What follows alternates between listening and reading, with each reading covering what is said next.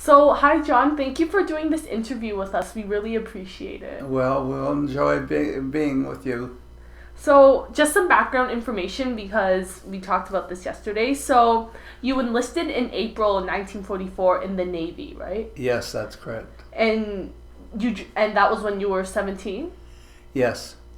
So, tell me more about some of your experiences. Like, did you get enlisted or did you kind of get chosen to Well, go? in our last year of school, a number of us decided that we were going to go into the services because the war was on at that time and we felt that we should be making a contribution. So there was five of us, and three of us could not go into the Air Force because of our eyesight. So one of us went into the Army, and two of us went into the Navy instead. And that was the start of my experiences in the Navy.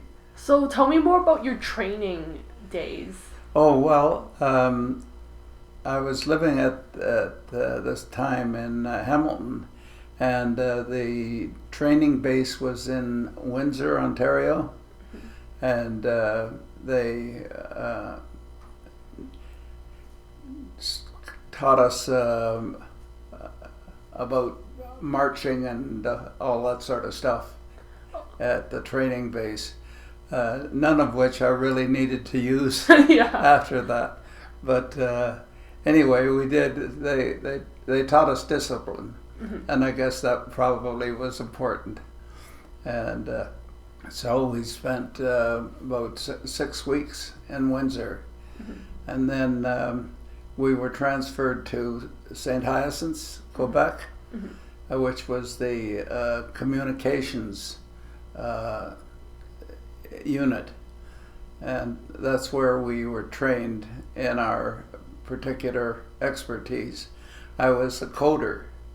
I don't know whether you've seen the movie with the typewriter that has the little wheels that I don't you think I type have. on it, and it converts it into Just like a message. a message, Yeah. yes, which can't be interpreted by the ordinary person.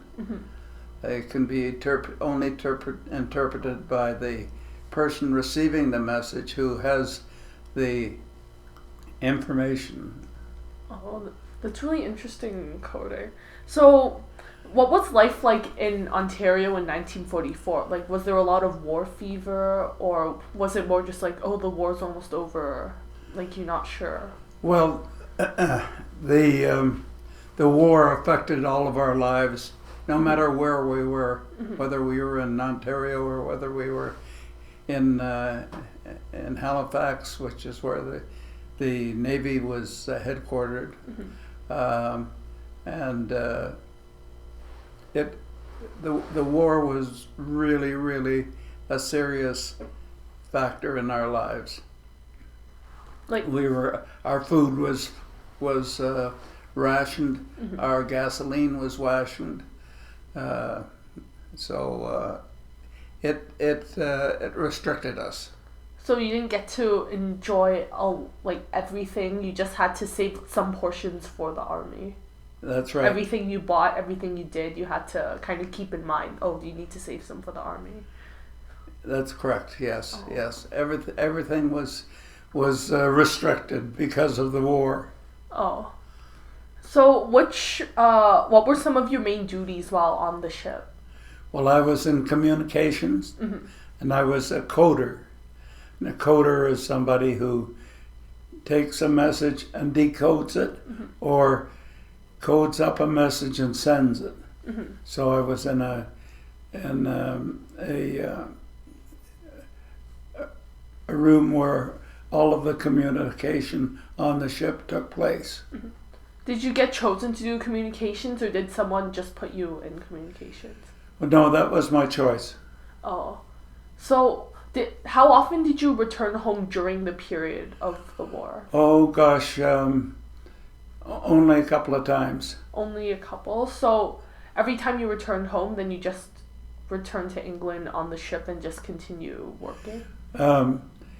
The only time that I returned home was when the ship was in Halifax. Okay. And one of the reasons I returned home was my father died. Oh. And so I got special leave to go home. Okay. But it was unusual to be able to do that. But if it wasn't for that circumstance, then you would have just stayed in Europe the entire time. Well, somewhere we started our travels in Halifax, but we were on what they call the Triangle Run, and that was from Halifax to Newfoundland, to across to Ireland, and back to New York or Boston or Halifax. Oh. And our main job in those travels was to escort ships across the Atlantic and keep them from being torpedoed by German submarines. Were the German submarines known as wolf packs because they were all in like big groups and stuff? Well, the submarines traveled singly, so you had to be very careful to watch out for them. We had equipment on our ship that would trace submarines. So if we were most careful, we wouldn't lose any of our ships, but it was very, very tricky. So, what were the living conditions like on the ship? Well, they were restricted. As far as my position was concerned, the communications people were up in the forward part of the ship. That's where we slept. That's where we ate, and we had a communications room where we sent messages and received messages and so on. So because you were in communications, you got to send messages home a lot?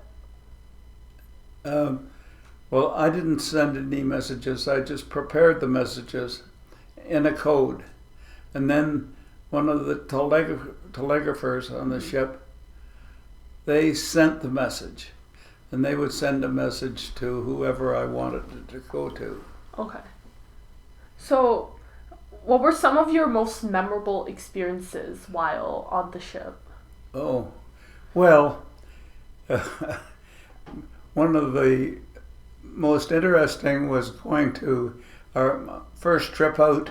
We went to Bermuda, and that was a very enjoyable part of the trip because we were just being trained, and we had a chance to get off the ship and see Bermuda, which is always a treat. So that was... So was that considered your first time traveling? Yes. Yes. And is that where you got your love of traveling? Just starting to see different places? I don't know. This was pretty serious traveling. That's true.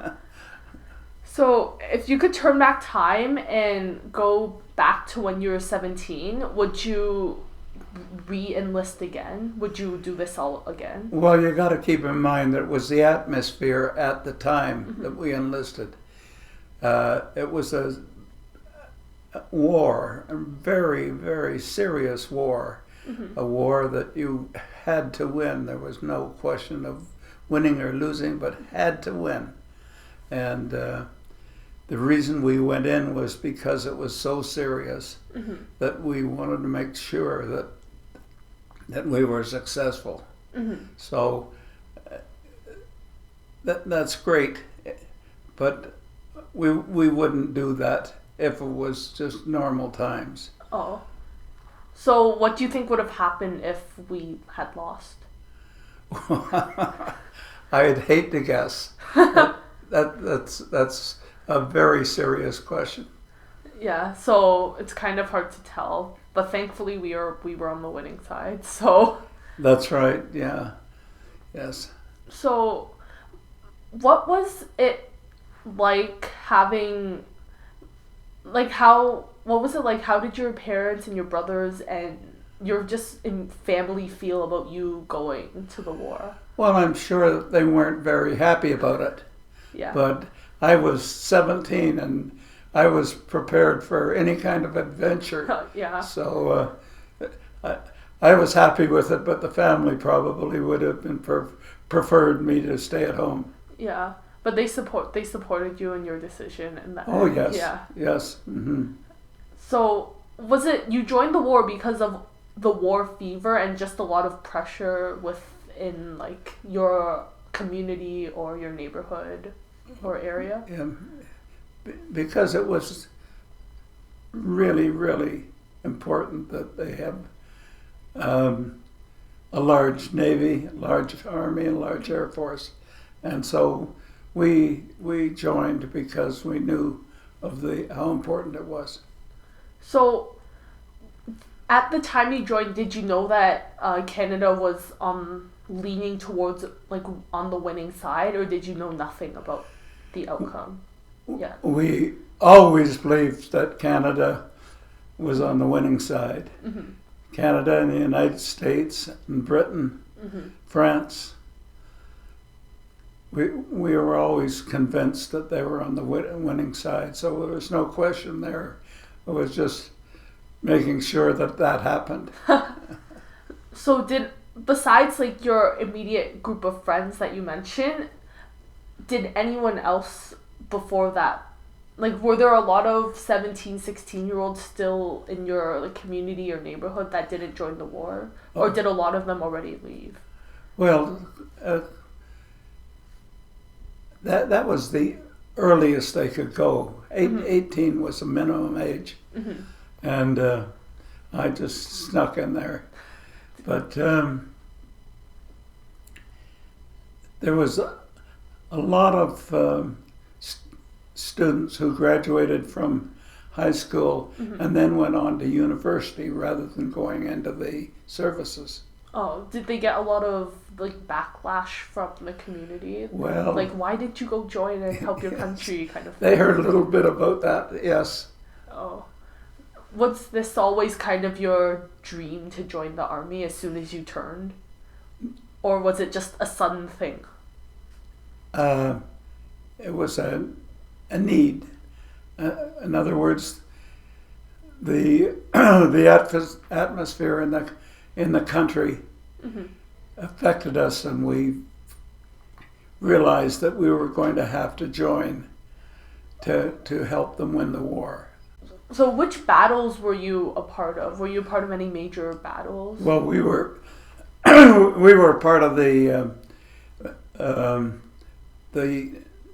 Navy fleet in the North Atlantic. So we were escorting ships across the Atlantic. The ships that we escorted were ships that carried goods for Russia and Britain. And so there would be maybe 4 or 5 Navy ships protecting a convoy, which would probably be maybe 30, 35 cargo ships. And they could go at about 30 knots.